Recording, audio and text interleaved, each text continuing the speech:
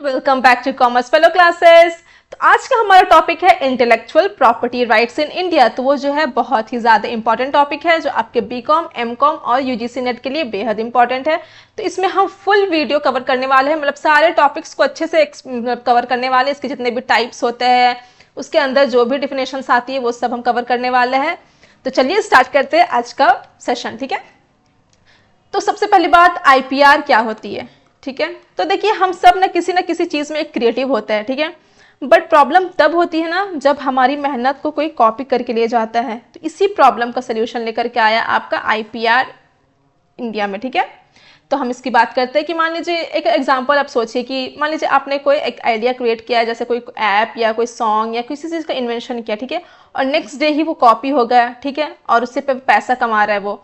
तो ये क्या फेयर है? जाहिर है बिल्कुल भी नहीं। तो इसी अनफेयर चीज़ को रोकने के लिए आपका आईपीआर आया है। तो इसका हम लीगल डेफिनेशन देखते हैं कि क्या होता है। आईपीआर एक लीगल राइट्स है जो कि एक क्रिएटर या फिर इन्वेंटर को मिलता है। क्यों मिलता है? प्रोटेक्ट करने के लिए उसका क्रिएशन को, यानी कि उसने जो बनाया है, उसने जो इन्वेंट किया है, उसने खुद से जो डिज़ाइन बनाया है, कोई सिंबल है, किसी चीज़ का नाम है, या फिर कोई आर्टिस्टिक वर्क यानी कि कोई पेंट वगैरह, ड्राइंग वगैरह, तो उसी चीज़ को प्रोटेक्ट करता है आईपीआर, ताकि कोई उसको कॉपी करके कहीं और सेल ना करे। ठीक है, तो अब बात आती है कि कौन प्रोटेक्ट करता है इसे। ठीक है, तो यहाँ पे जो है इंटरनेशनल लेवल पे वर्ल्ड इंटेलेक्चुअल प्रॉपर्टी ऑर्गेनाइजेशन यानी कि WIPO जो है वो प्रोटेक्ट करता है। मेन ग्लोबल बॉडी है वो जो प्रमोट करता है और प्रोटेक्ट करता है आईपीआर को। कहाँ पे? वर्ल्ड वाइड में। ठीक है, अब बात करते हैं वर्ल्ड ट्रेड ऑर्गेनाइजेशन यानी WTO। ये क्या करता है? ये इंश्योर करता है कि कंट्रीज जो है वो आईपीआर के रूल्स को फॉलो कर रही है या नहीं ट्रिप्स एग्रीमेंट के अंदर। अब ये ट्रिप्स एग्रीमेंट क्या होता है? देखिए ट्रिप्स एग्रीमेंट ना दो या दो से ज़्यादा कंट्रीज के बीच जो है वो एग्रीमेंट हुआ होता है। ठीक है, तो इसका फुल फॉर्म क्या होता है आपका ट्रिप्स का? इसका होता है trade related aspects of intellectual property rights. ठीक है, तो इसका फुल फॉर्म याद रखिएगा। ठीक है, तो अब बात करते हैं यहाँ पे अब नेशनल लेवल पे कौन इसे प्रोटेक्ट करता है। नेशनल लेवल यानी कि इंडिया में इसे कौन प्रोटेक्ट करता है? इसे प्रोटेक्ट करता है controller general of patent design and trademark. तो इसका शॉर्ट में क्या हो गया? CGPDTM। ठीक है, तो नेशनल लेवल पे इंडिया में जो है वो ये प्रोटेक्ट करता है, हैंडल क्या करता है उसका? पेटेंट्स, ट्रेडमार्क्स और डिजाइन्स को वो प्रोटेक्ट करता है। और कॉपीराइट ऑफिस ऑफ इंडिया है वो प्रोटेक्ट करता है कॉपीराइट को। ठीक है, तो अब बात करते हैं यहाँ पे important treaties related to IPR. ठीक है, कि ये ट्रीटीज क्या होती है। देखिए इमेजिन करिए कि आपने ना इंडिया में इन्वेंशन किया है और कोई उसे यूएसए या जापान में उसको कॉपी कर रहा है, तो आप क्या करोगे? इसका जो प्रॉब्लम का सोल्यूशन जो है वो ट्रीटीज लेकर के आते हैं। ठीक है, तो ट्रीटीज मैंने आपको बताया कि दो या ज़्यादा कंट्रीज के बीच में जो एग्रीमेंट होता है, यानी कि अलग अलग कंट्रीज जो है ना मिल करके डिसाइड करते हैं कि इंटेलेक्चुअल प्रॉपर्टी को कैसे प्रोटेक्ट करना है ग्लोबली। अच्छा, प्रोटेक्ट क्यों किया जाता है? ये भी आपको क्वेश्चन अराइज होना चाहिए कि हम आईपीआर को आखिर प्रोटेक्ट करते ही क्यों हैं। तो हम प्रोटेक्ट करते हैं क्रिएटर्स को रिवॉर्ड देने के लिए, यानी कि जिसने मेहनत की है उसको फ़ायदा मिले। ठीक है, इनोवेशन को इंकरेज करने के लिए, कॉपिंग और चीटिंग रोकने के लिए और इकोनॉमिक ग्रोथ के लिए, इन सब चीज़ों के लिए हम आईपीआर को जो है वो प्रोटेक्ट करते हैं। ठीक है, अब बात करते हैं हम जो भी इसका इंपॉर्टेंट ट्रीटीज है उन सबको one by one. Paris convention 1883 में आया था। ये क्या करता है? प्रोटेक्ट करता है आपका पेटेंट्स को, ट्रेडमार्क्स को और इंडस्ट्रियल डिज़ाइन को। ठीक है, तो ये जो ट्रीटी बोलती है कि तुम्हारे इन्वेंशन सिर्फ एक कंट्री तक लिमिटेड नहीं है, ये हम मल्टीपल कंट्रीज में भी तुम्हारा जो है पेटेंट को या ट्रेडमार्क को या इंडस्ट्रियल डिजाइन को प्रोटेक्ट करेंगे। ठीक है, अब दूसरा है बर्नी कन्वेंशन जो कि आया है 1886 में। ये प्रोटेक्ट करता है लिटरेरी यानी कि बुक्स, नॉवेल्स वगैरह हो गया, आर्टिस्टिक वर्क्स यानी कि आपका जो भी ड्राइंग्स हो गया वो सब का कॉपीराइट के लिए प्रोटेक्ट करता है। तो कि मतलब इन सब चीज़ का कोई कॉपीराइट ना हो, उसके लिए बर्नी कन्वेंशन जो है वो प्रोटेक्ट करता है। अब आते हैं ट्रिप्स एग्रीमेंट 1995। ये सबसे ज़्यादा इंपॉर्टेंट ट्रीटी है अंडर WTO यानी कि वर्ल्ड ट्रेड ऑर्गेनाइजेशन, जो कि फॉर ग्लोबल आईपीआर स्टैंडर्ड जो है ये सेट करता है। ठीक है, तो ये भी आई होप अच्छे से आपको क्लियर है। अब बात करते हैं पेटेंट कॉपरेशन ट्रीटी यानी पीसीटी। ये क्या करता है? Allows filing patents in multiple countries with one application. देखिए इसको थोड़ा सा मैं अच्छे से समझाना चाहूँगी आपको। देखिए इमेजिन करिए कि आपने ना कोई इन्वेंशन किया है और उससे जो है इंडिया के साथ जो है यूएसए, जापान, जर्मनी में भी उसको प्रोटेक्शन आप चाहते हैं कि आपका जो प्रोडक्ट है वो प्रोटेक्ट रहे, वहाँ पे भी किसी तरह का कोई कॉपी ना हो उसका, ठीक है। तो यहाँ पे क्या होता है, हर कंट्री में अलग अलग अप्लाई आपको करने की ज़रूरत नहीं है। अगर आप इंडिया से हो तो फॉर्म को फिल करना पड़ता है, जो कि आपको मल्टीपल कंट्रीज़ के लिए ये अलाउ कर देता है कि सारे कंट्रीज़ में जो आपका जो प्रोडक्ट है वो प्रोटेक्टेड रहेगा, ठीक है। यानी कि one application with multiple countries के लिए वो प्रोटेक्शन हो जाता है, ठीक है। आपको अलग अलग करने के लिए ज़रूरत नहीं पड़ता है यहाँ पे, ठीक है। तो यही काम होता है पीसीटी का। मैड्रिड एग्रीमेंट्स क्या होता है? Help registered trademark internationally. ये जो है ट्रेडमार्क्स को के लिए हेल्प करता है रजिस्टर करने के लिए, कहाँ पे? इंटरनेशनली पे, ठीक है। तो ट्रेडमार्क्स के इसको हम आगे भी पढ़ेंगे, ठीक है। तो आई होप ये आपको बहुत अच्छे से ये सारे ट्रीटीज़ जो है कवर हो गए हैं, समझ में आ गए हैं। अब चलते हैं कि इसके इंटेलेक्चुअल प्रॉपर्टीज़ के टाइप्स क्या क्या होते हैं, ठीक है। तो इसमें क्या क्या आते हैं? पेटेंट आता है। पेटेंट में क्या हो गया? न्यू इन्वेंशन के लिए जो हम बात करते हैं। इन सब को हम एक एक करके पूरे इस वीडियो में पढ़ेंगे, ठीक है। कॉपीराइट्स के बारे में पढ़ेंगे। ट्रेडमार्क्स को शॉर्ट में हम जो टीएम देखते हैं ना, कोई भी नाम के ऊपर में ट्रेडमार्क लिख देते हैं तो उसे ये हम टीएम जो लिख देते हैं उसे ये ट्रेडमार्क कहते हैं। ट्रेड सीक्रेट्स क्या होता है? Plant varieties, IC layout, geographical indication और डिज़ाइन। तो यहाँ पे ये नोट करने वाली बात की ये है, देखिए डिफरेंट रूल्स जो है वो डिफरेंट जो मिनिस्ट्रीज है वो हैंडल करते हैं, ठीक है। तो यहाँ पे क्या है, पेटेंट को जो है ना वो कौन हैंडल करता है? मिनिस्ट्री ऑफ कॉमर्स हैंडल करता है। और कॉपीराइट को जो है वो मिनिस्ट्री ऑफ एजुकेशन हैंडल करता है। पहले ये मिनिस्ट्री ऑफ एचआरडी यानी कि ह्यूमन रिसोर्स डेवलपमेंट जो है उसके अंदर आता था कॉपीराइट, लेकिन अब जो है वो मिनिस्ट्री ऑफ एजुकेशन के अंदर आता है, ठीक है। ये आपके लिए इंपॉर्टेंट है एग्जाम पॉइंट ऑफ व्यू के लिए, ठीक है। तो चलिए हम सबसे पहले बात करते हैं आपका पेटेंट कि पेटेंट क्या होता है। अब इमेजिन करिए कि एक जो है ना आपने कोई नई मशीन या कोई नई मेडिसिन इन्वेंट की, ठीक है, और कोई उसे कॉपी करके पैसा कमा रहे हैं। क्या ये सही है? बिल्कुल नहीं, तो बहुत गलत बात है। तो इसी का प्रॉब्लम को सोल्यूशन लेकर के आया है आपका पेटेंट, ठीक है। तो इसका हम लीगल डेफिनेशन देखते हैं। पेटेंट क्या है? ये लीगल राइट है ग्रांटेड बाय द गवर्नमेंट, यानी कि गवर्नमेंट के द्वारा दिया गया राइट है। किसे दिया गया है? इन्वेंटर्स को, for a new invention, giving them a exclusive right to make use और सेल और डिस्ट्रीब्यूट दैट इन्वेंशन। यानी कि ये लीगल राइट दिया गया है इन्वेंटर को गवर्नमेंट के द्वारा कि अपना जो उनका जो भी न्यू इन्वेंशन है, यहाँ पे न्यू वर्ड है एडेड, ठीक है। तो यानी कि इसमें जो भी चीज़ होनी चाहिए वो न्यू होनी चाहिए। न्यू इन्वेंशन को ये उसका राइट्स होना चाहिए, जो उसका ओनर है, जो उसको बनाया गया है इन्वेंटर जो है उसका राइट टू मेक, यानी कि और भी उस प्रोडक्ट का जो है क्वांटिटी वो बना सकता है, उसको यूज़ कर सकता है, उसको सेल कर सकता है और डिस्ट्रीब्यूट कर सकता है that invention for a certain period. यानी कि यहाँ पे ना अनलिमिटेड पीरियड्स के लिए नहीं है, ठीक है। ये सर्टेन पीरियड्स के लिए 20 ईयर्स के लिए, और ये जो 20 ईयर्स दिया हुआ है ये है आपका PYQs नेट का, ठीक है। आपसे ये पूछा गया था एग्जाम में। तो सब मैंने जितना भी आगे जा करके जो भी मैंने ईयर्स आपको बताने हैं वो आपको अच्छे से याद करके चलना है। तो इस अब पेरेंट्स में ना 3 फिल्टर आते हैं, 3 स्टेप्स फिल्टर आते हैं। क्या क्या आता है? नॉवल में क्या आता है कि आपका आइडिया बिल्कुल नया होना चाहिए, जैसे कि पहले कहीं पे पब्लिश या यूज नहीं हुआ हो। आपको जो है 12th मंथ का ग्रेस पीरियड मिलता है, ठीक है। ये ग्रेस पीरियड क्या होता है? मान लीजिए आपने कोई प्रोडक्ट बनाया और उसको पब्लिकली बेचने लगे हैं, अभी तक पेटेंट नहीं करवाया, तो आपके पास ये 12 मंथ का टाइम होता है पब्लिश करने के बाद पब्लिकली कि आप 12 मंथ के विद इन जो है आप वो पेटेंट करवा सकते हैं, ताकि कोई भी आपका जो प्रोडक्ट का मिसयूज ना करे, ठीक है। सेकंड क्या है आपका? इंसेंटिव स्टेप, यानी कि आइडिया ऐसा होना चाहिए कि जो नॉर्मल जो एक्सपर्ट है वो इजीली ना सोच सके, यानी कि थोड़ा सा यूनिक आइडियाज़ होना चाहिए। तो इसमें क्या दिया गया है? टेक्निकल एडवांस तो होना ही चाहिए, plus not obvious to an expert, यानी कि आसानी से कोई भी इससे सोच ना सके। तो इसमें एग्जाम्पल देखिए कि लीजिए कोई वुडन जो है वो नॉब है, ठीक है। तो ऐसा नहीं है कि वो पहले जो है ना वो वुडन का था और आपने क्या किया, इन्वेंट करके उसको कोई मेटल का बना दिया, तो इसे हम इन्वेंशन नहीं कहते हैं, ठीक है। तो आपने कोई स्मार्ट नॉब बनाया जो फिंगरप्रिंट से ओपन होता है, तो वो एक इंसेंटिव स्टेप है, ठीक है।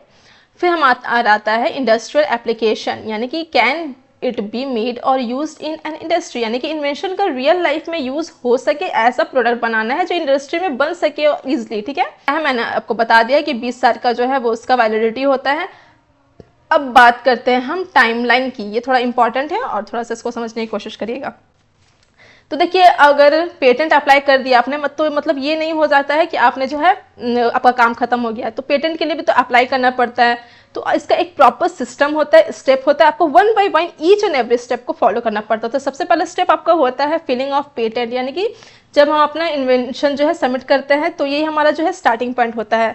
ठीक है, तो उसके बाद जो है सेकंड पॉइंट आता है हमारा पब्लिश्ड एट 18 मंथ्स, यानी कि पेटेंट जो है ऑटोमेटिकली 18 मंथ्स के बाद जो है वो पब्लिश होगा। ठीक है, 18 मंथ्स के बाद यहाँ पे पब्लिश होगा आपका। उसके बाद अब आपका जो इन्वेंशन है वो पब्लिक देख सकती है कि क्या आपने बनाया है। ठीक है, अब फिर आता है आपका step number 3, examine with in 48 months, यानी कि अगर आपने खुद बोलना पड़ता है आपको कि प्लीज़ मेरा पेटेंट को चेक करिए, ये आपका रिक्वेस्ट होता है कि 48 मंथ्स यानी कि 4 साल के अंदर देनी होती है ये रिक्वेस्ट को, आपको सबमिट करना पड़ता है। अगर आप नहीं देते हैं तो आपका एप्लीकेशन जो है वो रिजेक्ट हो जाता है। फिर आपका आता है step number 4, examination and approval. ठीक है, तो आपका एग्जामिनर जो है वो चेक करेगा कि नॉवल है या नहीं, ये मतलब कि न्यू है या नहीं, ये कोई नया इन्वेंशन भी है या नहीं, ये इंडस्ट्री में यूज़ हो सकता है या नहीं। तो अगर सब ठीक हुआ तभी आपको यहाँ पे फाइनली पेटेंट मिलता है। और अगर आपको पीसीटी यानी कि ग्लोबली में चाहिए होता है तो उसके लिए आपको 31 मंथ्स के अंदर जो है वो बताना पड़ता है कि अगर हम जो है अपना पेटेंट को वर्ल्ड वाइड में चाहते हैं कि वो प्रोटेक्ट रहे, तो हमारे पास 31 मंथ का जो है टाइम होता है डिसाइड करने का कि हमें करना है कि नहीं। तो आई होप ये आपको बहुत अच्छे से क्लियर हो गया है तीनों सारा स्टेप्स को। अब हम चलते हैं नेक्स्ट में।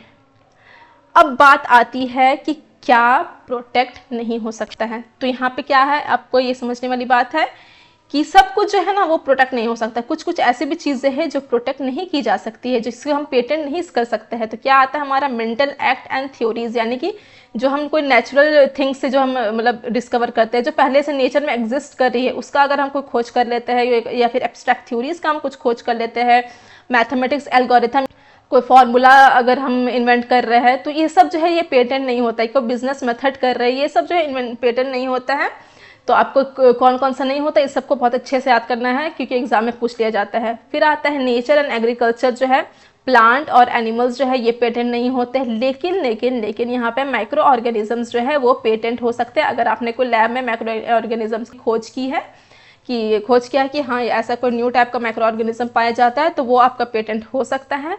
और एग्रीकल्चर और हॉर्टिकल्चरल जो मेथड्स है वो भी आपका पेटेंट नहीं होता है। फिर आता है ट्रीटमेंट एंड हेरिटेज।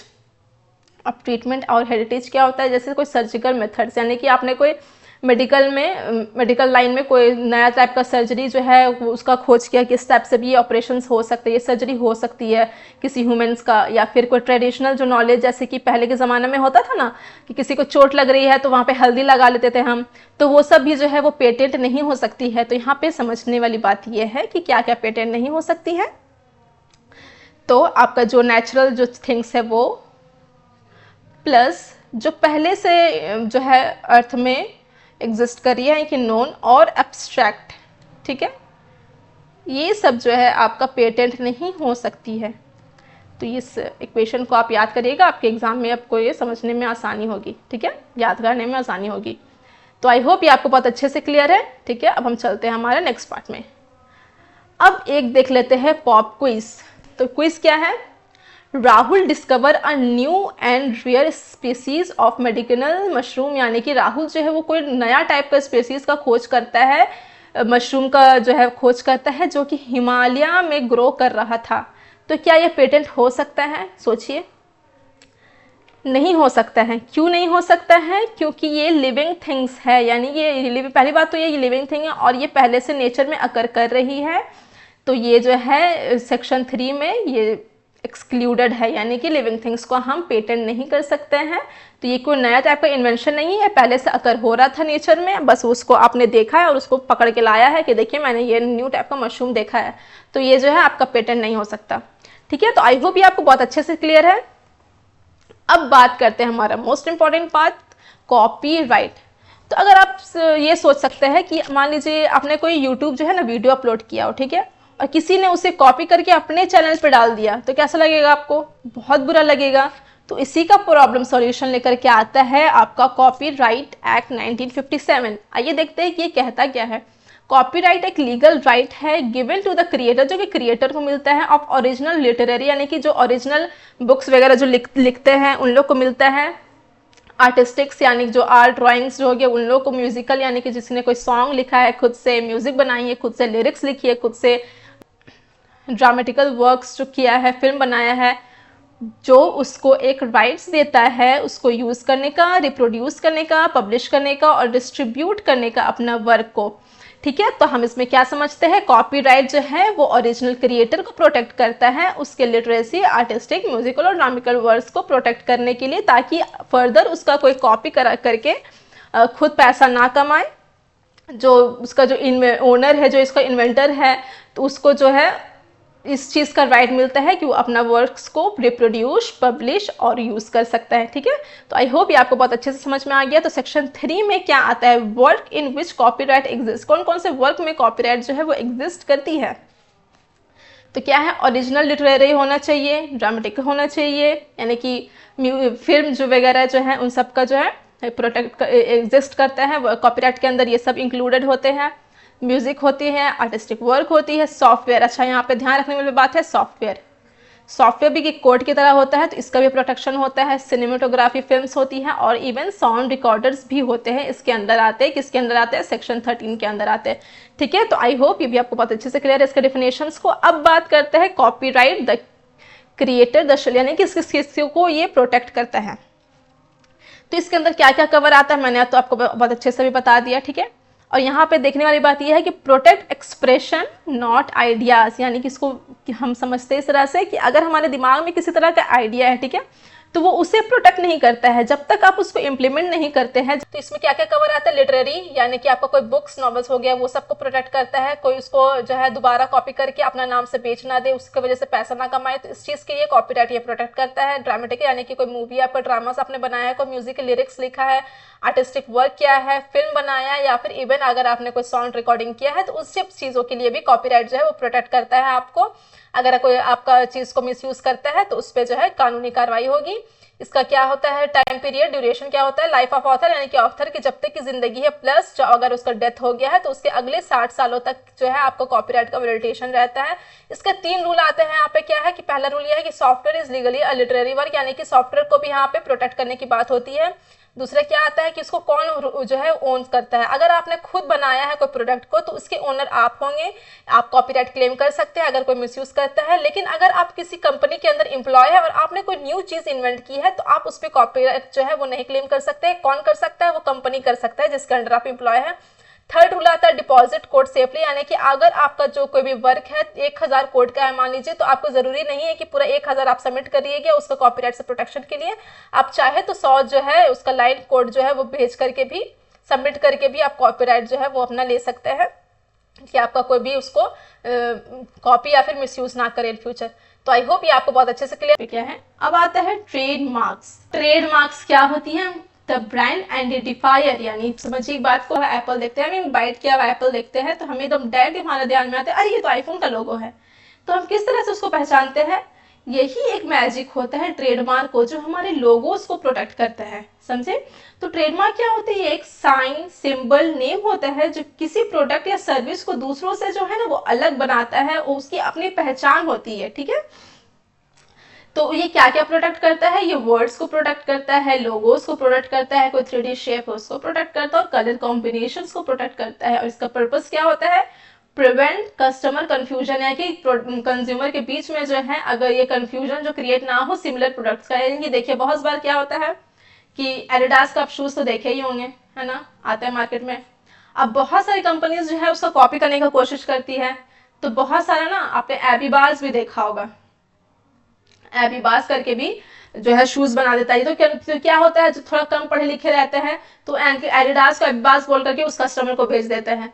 तो ये क्या हो जाता है, जो अलग अलग कंफ्यूजन क्रिएट ना हो, इसी वजह से जो है एडिडास का जो है लोगो भी बनाया है। एडिडास का शूज में रहता है 3 टाइप का, थोड़ा सा 3 लाइन पे उसका लोगो रहता है इसी टाइप का। तो लोगो भी बनाया जाता है और उसका नाम भी थोड़ा रखा जाता है यूनिक टाइप का, ताकि जो कस्टमर है उसमें कंफ्यूजन क्रिएट ना हो, वो प्रोडक्ट को डिफरेंशिएट कर सके कि हमारे प्रोडक्ट्स में क्या क्या अलग अलग डिफरेंसेस है। ठीक है, तो इसका टर्म पीरियड क्या होता है, 10 साल का होता है। ठीक है, बट ये रिन्यूएबल हो सकता है इनफिनाइट ईयर्स के लिए, यानी कि जब तक हमारा जिंदगी है तब तक के लिए जो है ये रिन्यू हो सकता है। तो इसका टाइम पीरियड क्या है, टाइम पीरियड आपको एग्जाम में हमेशा पूछे जाते हैं, तो आपको हमेशा इसको याद करते हुए चलना है। ठीक है, अब बात करते हैं इसमें दो टाइप्स आते हैं, कलेक्टिव मार्क फॉर। तो कलेक्टिव मार्क क्या होता है, ये एक ऐसा ट्रेडमार्क है जो एक ग्रुप एसोसिएशन के सब मेंबर यूज कर सकते हैं। फॉर एग्जांपल जैसे कि यहाँ पे दिया हुआ है ना, सीए या फिर चार्टर्ड अकाउंट, यानी कि कोई पर्टिकुलर इंसान के लिए ये ट्रेडमार्क नहीं होती है, ग्रुप या एसोसिएशन के लिए होती है। जैसे कि हम जब भी कोई चीज ऑडिट करते हैं तो उसमें हमें सीए का साइन चाहिए होता है। ठीक है, तो यहाँ पे सीए मैंडेटरी होता है कि हमें सीए का ही साइन चाहिए, तो ही वो ऑडिट जो है वो फिर पास होता है। ठीक है, फिर आता है हमारा सर्टिफिकेशन मार्क्स। इसमें क्या होता है, गारंटीज क्वालिटी ओरिजिन, एग्जाम्पल वुल मार्क, यानी कि ये ऐसा मार्क होता है जो क्वालिटी स्टैंडर्ड या ओरिजिन को जो है वो सर्टिफाई करवाता है। ठीक है, फॉर एग्जांपल आपको भी प्रोडक्ट देखते हैं वो जिसमें आईएसआई मार्क होता है। ठीक है, तो आप समझ जाते हैं ये कोई स्टैंडर्ड प्रोडक्ट है हमारा, हाँ ये अच्छा क्वालिटी का होगा। या फिर कोई भी आप फूड देखते हैं तो उसमें हम देखते हैं कि फसाई का जो है रहता है स्टैंडर्ड दिया हुआ, तो हम इससे ये क्या समझते हैं, हम ये समझते हैं कि हाँ ये जो प्रोडक्ट है वो फसाई से लिंक्ड है, यानी कि सर्टिफाइड है, तो ये अच्छे क्वालिटी का होगा, तो हमारे अंदर ये सेटिस्फैक्शन हो जाती है। ठीक है, तो आई होप ये भी आपको अच्छे से क्लियर होगा। अब बात करते हैं ग्लोबल रीच। ग्लोबल रीच क्या होता है, जब हम अपना ट्रेडमार्क जो है सिर्फ इंडिया में नहीं बल्कि मल्टीपल कंट्रीज में चाहते हैं कि वो प्रोटेक्ट हो। ठीक है, तो इसी का काम करता है क्या चीज, आपका मैड्रिड प्रोटोकॉल इसी के लिए आया। तो ये क्या होता है, ये एक फाइल होता है, सिंगल फाइल होता है जो आपको इंटरनेशनल रजिस्ट्रेशन के लिए हेल्प करता है फॉर मल्टीपल कंट्रीज। अगर हम चाहते हैं कि हमारा जो भी ब्रांड हम बना रहे हैं, लोगो हम बना रहे हैं, वो सिर्फ हमारे कंट्री तक ही ना ही सीमित रहे, प्रोटेक्ट ना रहे, बल्कि हमारे जो वर्ल्ड वाइड में है वो प्रोटेक्ट रहे, तो इसी के लिए हमारा आया है मैड्रिड जो प्रोटोकॉल है। ठीक है, तो इसमें क्या होता है, जिसमें एक एप्लीकेशन होती है जो आपको सबमिट करनी पड़ती है फिल करके, तो इसी से आपका जो है वो मल्टीपल कंट्रीज के लिए प्रोटेक्शन हो जाता है। तो आई होप ये आपको बहुत अच्छे से क्लियर है। हम चलते हैं हमारे नेक्स्ट टॉपिक पे। अब आता है डिजाइन।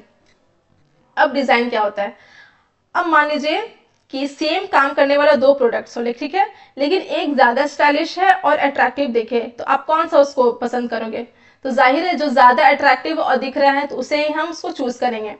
तो यहाँ पे क्या होता है, हमारा डिजाइन जो है वो जज स्लोली बाय आईज, यानी कि हमारी आंखों को अच्छा लगना चाहिए, जो कि वो एक वर्ड हो गया ना क्या, नैन सुख, तो हमारा नैन सुख है जो हमें आंखों से जो अच्छा लग जाए वही हमारा डिजाइन हो गया। उसके फीचर्स कितने ही अच्छे हो, उसके अंदरूनी पार्ट्स कितने ही अच्छे हो, उस प्रोडक्ट के ये मैटर नहीं करता, हमारे आंखों को जो अच्छा लग जाए उसी को हम डिजाइन जो है कहते हैं, और उसी से हमारा प्रोटेक्शन भी होता है। तो हमारे इसमें क्या बात करता है, डिजाइन का मतलब है प्रोडक्ट का शेप, पैटर्न, कलर या अपीयरेंस। ठीक है, और जब इसको लॉ के द्वारा प्रोटेक्ट किया जाता है उसे ही हम डिजाइन रजिस्ट्रेशन कहते हैं। ठीक है, तो डिजाइन इज इक्वल टू क्या हो गया हमारा, प्रोडक्ट का लुक, यानी कि काम नहीं सिर्फ देखने का तरीका इंपॉर्टेंट हो जाएगा, दिखने में मुझे अच्छा होना चाहिए। तो उसमें क्या क्या एसेंशियल कंडीशंस होते हैं हमारे, ये देख लेते हैं। मस्ट बी ओरिजिनल, यानी कि वो ओरिजिनल होना चाहिए। Applied to an article by industrial process, यानी कि फैक्ट्री में वो बनने लायक हो, मतलब ऐसा कि प्रोडक्ट नहीं हमें बनाना है कि फैक्ट्री में वो बन ही नहीं सकता है। ठीक है, तो यहाँ पे हैंडमेड यूनिक आर्ट पीस नहीं आ सकते हैं, ऐसा जो है प्रोडक्ट होना चाहिए जो फैक्ट्री में उसको हम बना सके। फिर आता है हमारा विजुअल अपीयरिंग, यानी कि शेप, पैटर्न और ऑर्नामेंट्स की यहाँ पे बात होती है, यानी कि यहाँ पे अट्रैक्टिव होने चाहिए, जैसे स्टाइलिश फोन डिजाइन वगैरह हो गया, उसका प्लेन बोरिंग बॉक्स यहाँ पे नहीं चलेगा, यानी कि जो भी स्टाइलिश चीज है जो बहुत ज्यादा अट्रैक्ट कर रहे हैं कस्टमर को, वो सब इसमें आती है।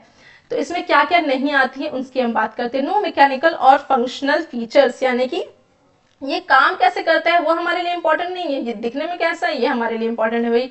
फिर आता है नो ट्रेडमार्क और आर्टिस्टिक वर्क्स इंक्लूडेड, यानी यहाँ पे लोगो या पेंटिंग जो है वो डिजाइन में नहीं आती है, डिजाइन में देखने में कैसा है वो प्रोडक्ट सिर्फ और सिर्फ ये आता है। फॉर एग्जाम्पल इसमें हम एग्जाम्पल में देख सकते हैं कि ये जो चेयर दिया हुआ है तो इसका क्या है, एडजस्टेबल हेडर्स दिया हुआ है, मेश बैग्स दिया हुआ है, मेश मटेरियल्स दिया हुआ है, यानी कि सारा मतलब जिस चेयर का जो जितने भी मतलब खूबियां है वो सबको बता दिया गया है कि इस चेयर में ये सब चीज इंक्लूडेड, और यही चीज हमारा जो है दूसरे प्रोडक्ट से डिफ्रेंशिएट करता है। तो कस्टमर उसी चीज को प्रेफर करते हैं कि जो उसको ज्यादा अट्रैक्ट करता है, और इसी चीज को प्रोडक्ट करता है हमारा डिजाइन रजिस्ट्रेशन। तो आई होप ये आपको बहुत अच्छे से क्लियर है। और इसका वैलिडिटी कब होता है, 10 ईयर्स प्लस 5 ईयर एक्सटेंशन है कि आपको 10 ईयर्स मिलते हैं और 5 साल इसका एक्सटेंशन मिलता है, यानी कि टोटल आपको 15 साल का यहाँ पे आपको प्रोटेक्शन मिलता है इस इस डिजाइन रजिस्ट्रेशन का जो है आपका वैलिडिटी रहता है जब से आप अप्लाई किए उसके बाद से। ठीक है, तो आई होप ये आपको बहुत अच्छे से क्लियर है।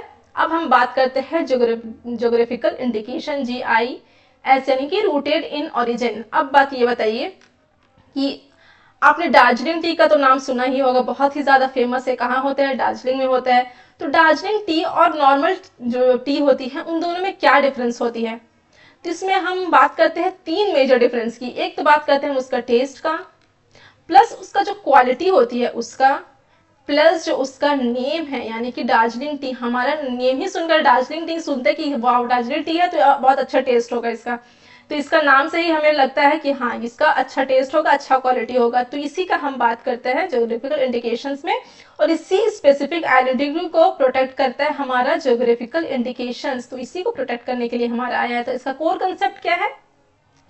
जब क्वालिटी, रेपुटेशन और कैरेक्टरिस्टिक्स जो है यहाँ पे एसेंशियल पार्ट्स होती है जो भी ज्योग्राफिकल एरिया की। ठीक है, तो यानी कि यहाँ पे कोई इंडिविजुअल पर्सन का यहाँ पे जो है वो प्रोटेक्शन नहीं मिलती है, या पूरा जो है रीजन का मिलता है, यानी कि ज्योग्राफिकल एरियाज का जो है वो प्रोटेक्शन मिलता है। ठीक है, अब बात करते हैं हु ओन्स इट, यानी कि यहाँ पे उसको कौन ओन करता है। तो यहाँ पे हम ना एक पर्सन की बात नहीं करते हैं, हम बात करते हैं एक एसोसिएशन और ऑर्गेनाइजेशन की, यानी कि यहाँ पे एसोसिएशन और ऑर्गेनाइजेशन जो है वो रिप्रेजेंट करता है। ठीक है, जो प्रोड्यूसर्स को रिप्रेजेंट करने का काम करता है कौन? एसोसिएशन या फिर ऑर्गेनाइजेशन। में किसी भी एक पर्सन की यहाँ पे बात नहीं होती है। ठीक है, नेक्स्ट क्या है? यूजर जो है वो individual must apply to be authorized users, यानी कि इंडिविजुअल को ऑथराइज्ड यूजर बनना पड़ता है दार्जिलिंग टी जो है सेल करने के लिए। यहाँ पे सिर्फ दार्जिलिंग टी की बात नहीं हो रही है, यहाँ पे जो भी ओरिजिन का जो फेमस चीजें होती है, जैसे कंचीवेरम जो सिल्क है, ये तमिलनाडु के लिए सिल्क साड़ी जो है वो फेमस होती है। तो हमारे हर स्टेट में कुछ ना कुछ जो चीजें है वो फेमस होती है, तो उन सब का बात यहाँ पे होता है। ठीक है, उन सब के लिए आपको ऑथराइज होना पड़ता है, तभी आप उस चीज जो है वो सेल कर सकते हैं। इसका टर्म पीरियड क्या होता है? 10 ईयर्स हो सकता है, और रिन्यूएबल इन्फिनेटली, यानी कि आपको जिंदगी भर के लिए जो है रिन्यू हो सकता है। पहले तो 10 साल के लिए होगा, उसके बाद फिर आपका जिंदगी भर के लिए रिन्यू होगा। तो आई होप ये आपको बहुत अच्छे से क्लियर है। अब बात करते हैं द स्पेशलाइज्ड राइट्स। क्या होता है कि आईपीआर सिर्फ इन्वेंशंस और ब्रांड्स तक लिमिट नहीं है, ये प्लांट और माइक्रोचिप्स को भी प्रोटेक्ट करता है। तो हम बात करते हैं प्लांट वैरायटीज PPVFR एक्ट 2001, ये protection of plant varieties and farmer rights act 2001। तो इसमें क्या जो है, इसमें 4 कंडीशंस होनी चाहिए। ये क्या होता है? मस्ट बी नोवेल, यानी कि बिल्कुल जो है नया होना चाहिए। डिस्टिंक्ट, दूसरों से अलग होना चाहिए। यूनिफॉर्म, यानी कि सेम क्वालिटी मेंटेन हो। और स्टेबल, यानी कि टाइम के साथ ये चेंज ना हो। ठीक है, तो यही सब में इसमें 4 कंडीशन आते हैं। इसका टर्म पीरियड क्या होता है? 15 से 18 साल तक का इसका टर्म पीरियड होता है। इसमें हम क्या बात करते हैं? फार्मर की राइट्स की बात करते हैं। इसमें क्या क्या इंपॉर्टेंट आता है? फार्मर्स के पास स्पेशल राइट होता है, किस चीज का? सीड्स को जो है सेव करके रख सकता है, उसको यूज कर सकता है, उसको शेयर कर सकता है। ठीक है, तो इस सब चीज के लिए उसका जो है फार्मर्स को राइट्स मिलती है, save, use, share and sell का, प्रोटेक्टेड सीड्स का। ठीक है, लेकिन वो क्या नहीं कर सकता है? ब्रांडेड सीड्स के नाम पे सेल नहीं कर सकता है वो सामान। ठीक है, तो यहाँ पे क्या है? लॉ फार्मर्स को रिस्ट्रिक्ट नहीं करता है, बल्कि उन्हें प्रोटेक्ट करता है कि वो और अच्छे से अपना जो प्रोडक्ट है उसको सेल करें। फिर अब बात आती है आईसी लेआउट डिजाइन, यानी कि सेमीकंडक्टर चिप्स की यहाँ बात होती है। इसमें क्या होता है ना कि मोबाइल लैपटॉप के अंदर जो छोटी सी चिप होती है उसका 3D लेआउट डिजाइन को प्रोटेक्ट करता है। ठीक है, ये एक्ट। तो इसमें क्या होता है? चिप के अंदर जो है वायरिंग और सर्किट का जो डिजाइन होता है वही वैल्यूएबल होता है, ना कि चिप जो है वो आपके लिए वैल्यूएबल नहीं है, लेकिन उसके अंदर के जो पार्ट्स है, वायरिंग, सर्किट जो है, उसका जो डिजाइन है, उन सब जो वो सब जो है वो बहुत ज्यादा वैल्यूएबल होता है। उसी को प्रोटेक्ट करता है हमारा आईसी लेआउट डिजाइन जो है, उसमें जो स्पेशलाइज्ड राइट्स के अंदर ही आता है। ठीक है, तो इसमें क्या कंडीशंस होनी चाहिए? इसमें कंडीशंस ये होनी चाहिए कि डिजाइन जो है वो ओरिजिनल होना चाहिए और डिस्टिंक्ट, यानी कि दूसरों से अलग होना चाहिए। प्रोटेक्ट क्या करता है? 3D layout of transistor circuitry in a semiconductor. ठीक है, तो ओरिजिनल रूल्स मैंने बता दिए, मस्ट बी ओरिजिनल और इनहेरेंट डिस्टिंक्टिव, यानी कि दूसरों से अलग होना चाहिए। टर्म पीरियड क्या है इसका? 10 साल का टर्म पीरियड है। ठीक है, आईसी लेआउट का। तो आई होप ये अभी आपको अच्छे से क्लियर है। अब बात करते हैं synthesis anatomy of a product. अब इसकी बात बताइए, एक प्रोडक्ट को ना सिर्फ एक आईपीआर प्रोटेक्ट नहीं करता है, बल्कि एक पूरा सिस्टम मिल करके उसको प्रोटेक्ट करता है। तो अब हम यहाँ पे एक जो एग्जांपल देख रहे हैं, एक चिप का बात हो रहा है। ठीक है, तो मैं आपको इस चिप के दो से आपको सारा समझाने की कोशिश करती हूँ। देखिए, अब ये चिप है। ठीक है, तो इसका जो विजुअल आई अपीयर है और जो उसका जो शेप है वो कौन प्रोटेक्ट करता है? हमारा इंडस्ट्रियल डिजाइन जो है वो प्रोटेक्ट करता है, यानी कि इसका लुक, शेप, अपीयरेंस, ये सब जो है इंडस्ट्रियल डिजाइन प्रोटेक्ट करता है। ठीक है, अब इसमें क्या आता है, फिर आता है हमारा ट्रेडमार्क। ट्रेडमार्क क्या चीज को प्रोटेक्ट करता है, ब्रांड आइडेंटिटी और कस्टमर ट्रस्ट को प्रोटेक्ट करता है हमारा ट्रेडमार्क, यानी कि ब्रांड का नेम, लोगो, आइडेंटिटी। जब भी हम, वो मैंने आपका एप्पल को बताया कि जब भी हम बैठ के एप्पल देखते हैं तो हमारा डायरेक्ट ध्यान में आता है क्या, ये तो आईफोन है, ठीक है। तो ये इसका जो है प्रोटेक्ट कर रहा है ये चिप का।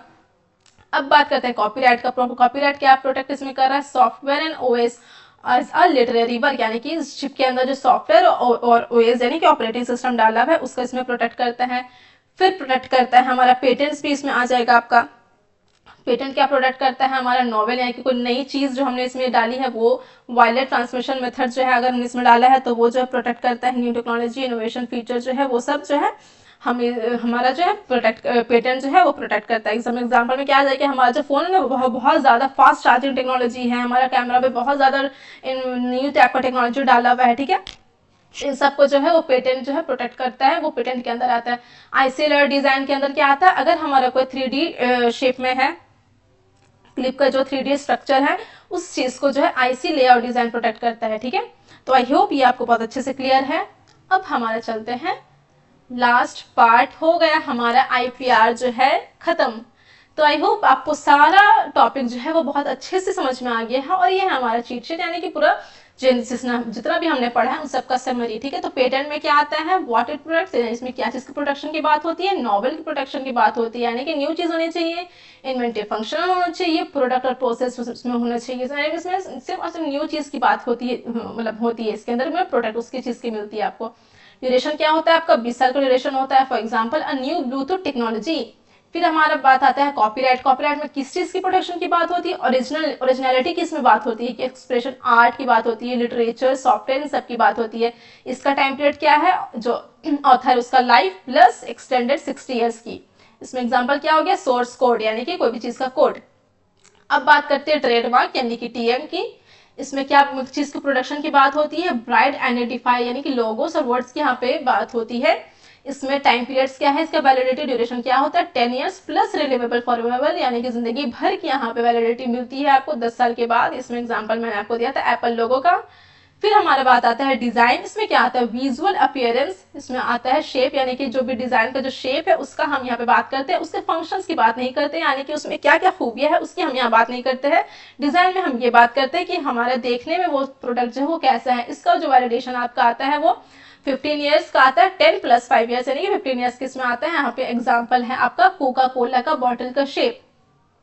तो कोका कोला का बॉटल के अंदर क्या क्या डाला हुआ उससे मतलब नहीं है, उसका शेप क्या है उससे हमें मतलब है। फिर आता है ज्योग्राफिकल इंडिकेशन, जिसमें आपका आता है ओरिजिन बेस्ड क्वालिटी गुड्स, यानी कि किसी स्पेसिफिक एरिया का जो हमारा फेमस है प्रोडक्ट उसके हम प्रोटेक्शन की बात करते हैं। इसमें क्या होता है 10 ईयर्स प्लस उसमें रिन्यूएबल फॉरएवर होती है। फॉर एग्जाम्पल दार्जिलिंग टी की हमने यहाँ पे बात की है। फिर हमारा आता है प्लांट वैरायटीज। इसमें हमने बात की है NDUS यानी कि नॉवल, डिस्टिंक्ट, यूनिफॉर्म और स्टेबल। इसकी हम बात किए थे प्लांट पीरियड्स के। इसका क्या होता है ड्यूरेशन, 15 to 18 ईयर्स की यहाँ पे बात होती है। For example a new drought resistant rice. तो आई होप आपको ये पूरा वीडियो बहुत अच्छे से समझ में आ गया हो। किसी भी तरह का कोई भी डाउट है तो आप मुझे कमेंट सेक्शन में जरूर बता सकते हैं। अगले वीडियो आपको क्या चाहिए ये भी आप मुझे कमेंट सेक्शन में बता सकते हैं। वीडियो अच्छा लगा हो तो लाइक शेयर जरूर करें, और ऐसे ही अपकमिंग वीडियोस के लिए इस चैनल को सब्सक्राइब कर ले। Thank you and have a good day.